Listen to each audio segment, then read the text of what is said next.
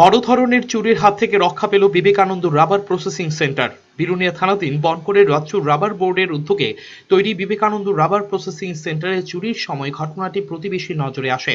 জানা গেছে 24 জানুয়ারি ভোরবেলা রাবার প্রসেসিং সেন্টার সংলগ্ন বাড়ির প্রবীণ নাগরিক রাজেন্দ্র মজুমদার প্রাকৃতিক কাজ করতে ঘরের বাইরে এসে নজরে পড়ে একটি মারুতি গাড়ি রাবার প্রসেসিং সেন্টারের সামনে দাঁড়িয়ে আছে আর গাড়িটিকে বেশ কিছু লোক ধাক্কা দিচ্ছে।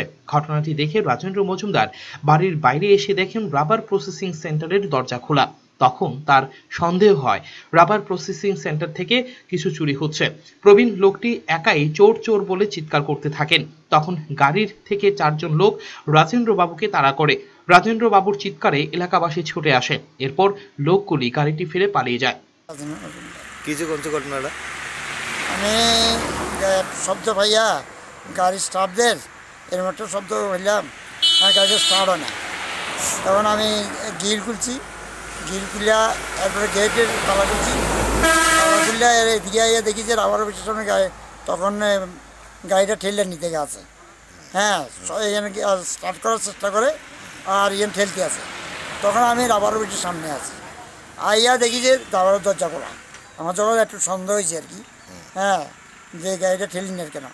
এরপর সামনে দিয়ে গেছি, যখন একটু আগে গেছি গাড়ির কাছে সোস্তর করে সমিতির সামনে হইতে সিকিরাতে আছি, শুধু চিলিয়ে যে মানে so so so so so করে সামনে দিয়ে গেছি, যাওয়ার পরে আমার দিকে আবার দৌড়ে আইতে আছে। খবর পেয়ে বিলুনিয়া থানার পুলিশ ঘটনাস্থলে ছুটে যায়। পুলিশ ঘটনাস্থল থেকে TR0F0221 একটি মারুতি ভ্যানকে আটক করে। গাড়িটি উদয়পুরের তৈনানীর কৃষ্ণভক্ত এলাকার ব্রজকুমার জমাতিয়ার। পুলিশ ব্রজকুমার জমাতিয়াকে গ্রেপ্তার করেছে। ব্রজকুমার জানায় গাড়ির চালক ছিল তৈনানীর দিলীপ জমাতিয়া। পুলিশ চালকের তল্লাশি জারি রেখেছে। পুলিশ জানায় রাবার প্রসেসিং সেন্টারের তালা ভেঙে রাবার নিয়ে যাওয়ার সময় গাড়িটি বিকল হয়ে যায়। পুলিশ গাড়ি থেকে বেশ কিছু রাবার সিট উদ্ধার করেছে বলে জানা গেছে। এদিকে একের পর এক চুরির ঘটনায় অতিষ্ঠ বিলোনিয়াবাসী।